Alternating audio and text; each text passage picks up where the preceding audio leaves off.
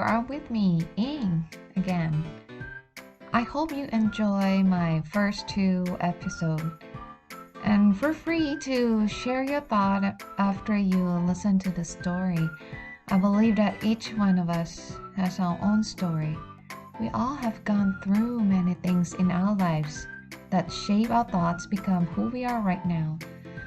So it will be good if you can share your thoughts and so we can learn from each other. By the way, this thought has reminded me of one book that I have. It's called Hooray for You, a celebration of You-ness, which was written by Marian Richmond and published by Scholastic. And I think I'm going to read it for you. It will give us the idea to support what I mentioned earlier. Okay, if you're ready now, then we can start our story. For quite a long time, the world saved a place. Millions were born, yet none filled your space. Until the second of a minute of one special day, you took your first breath and the world said hooray. Perfectly timed, not 1 minute more, you suddenly were where you were not before. But planning preceded your earthly debut, as all was completed in the You-ness of you. You-ness? Quite hard to describe. It's your style of being, your rhythm of vibe. It's the grand sum of you that sets you apart, your body and brains, plus your spirit and heart. Okay, you might think, but I'm not sure I see. Why the big fuss and hooray about me? Then get set to enjoy the big celebration of the You-ness of you, a remarkable creation. Isn't it something that your wonderful face is not like another in the whole human race? Your smile, for starters, curves up just so. When you laugh and act silly or tell jokes that you know. The body you live in can jump, dance, and play, with custom-built parts to move your own way. Even your hair, be it black, brown, or red, does its own thing on top of your head.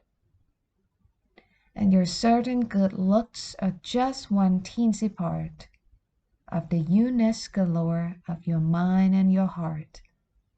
This is the essence of what you are about, the true whole of you within and throughout.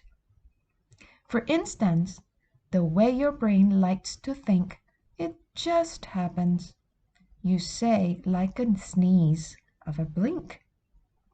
Automatic for sure, but predictable not, for no other has your process of thought. You think big ideas and original schemes. Your wide-eyed wishes are your dreamiest dreams. And your feelings deep down are colorful creations, a kaleidoscope of moods and emotional sensations. Who else can know your kind of glad, silly, excited, grumpy, or sad? There are foods you find yummy, a favorite color or two, things you don't like, but more that you do. And a cool thing that's true is how you can grow when there's thinking to change or new stuff to know.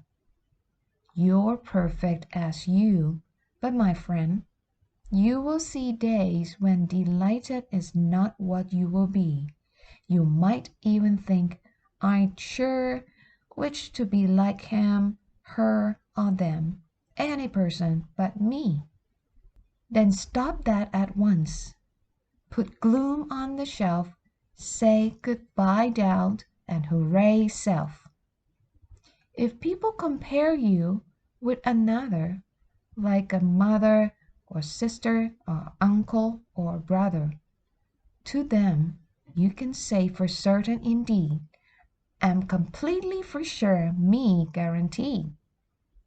Yes, from head to toe tip, you're truly original, a creation in progress, a distinct individual. Look the world over, and you'll never find a duplicate of you-ness that's your one of a kind. On the day you were born, the world grew by one, life with big purpose and much to be done. Look in the mirror, love who you see, stand tall, smile big, shout hooray for me. Well, I think this book is trying to encourage the uniqueness of each child. It emphasizes how different we are, and that is normal. And the kids need to know that they are created differently, so they do not need to compare to others.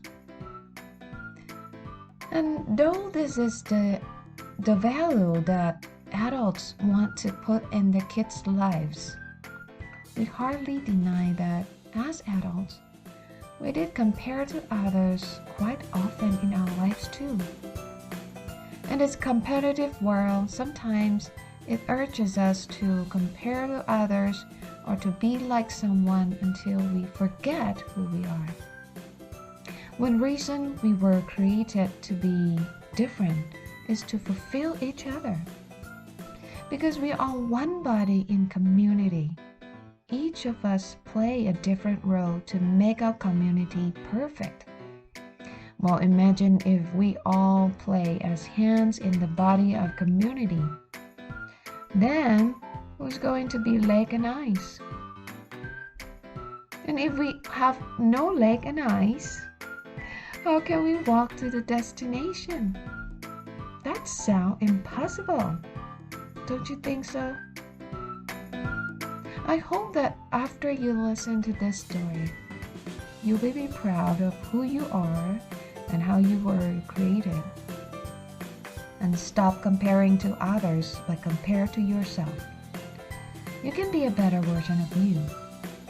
So let us set our goal to be a better version of ourselves instead of comparing to others. Thanks for listening, everyone. See you next episode. Bye.